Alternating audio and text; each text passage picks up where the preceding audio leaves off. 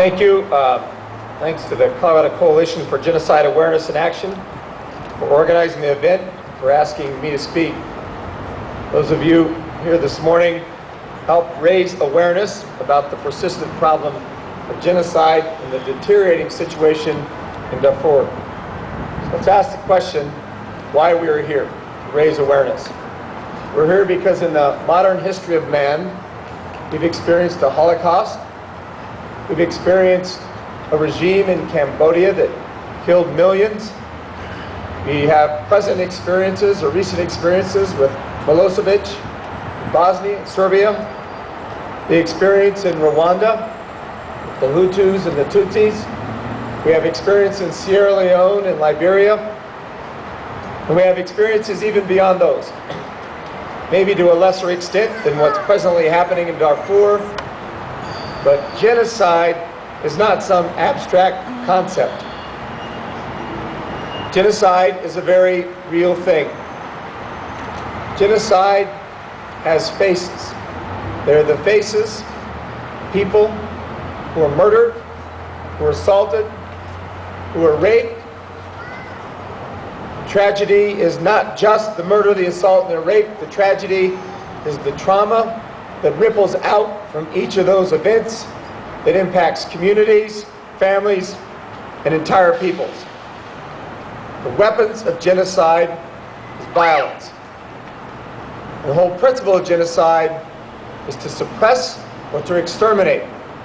And we're here today because we raise awareness about genocide is a real thing where real people are affected in traumatic ways, and because as part of the fraternity of man or in solidarity with our fellow human beings around the globe, we say we can't tolerate it.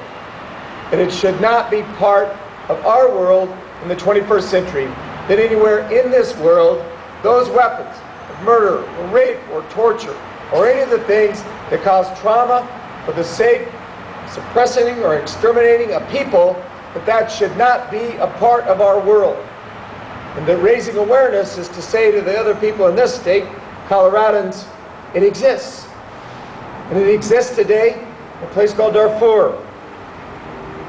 Let's talk a little bit about Darfur in this critical situation. You know, when the president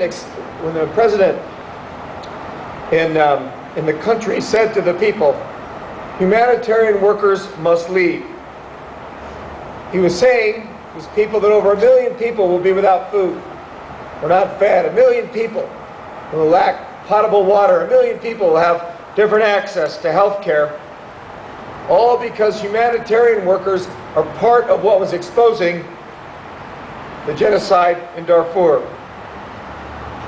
The deteriorating situation in Darfur region has taken a staggering human toll in the past 6 years. At least 400,000 people have died since February of 2003. More than 2.5 million people driven from their homes. More than 200,000 people fled to refugee camps in neighboring Chad. 400,000 people. That's not a number. That's about people. It's about faces. It's about individuals.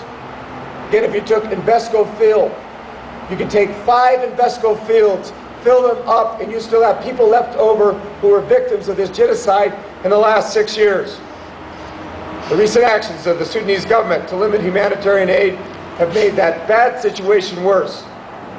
So I applaud President Obama for recognizing the situation and appointing a special envoy. I think we should all pray that leads to progress for the people of Darfur.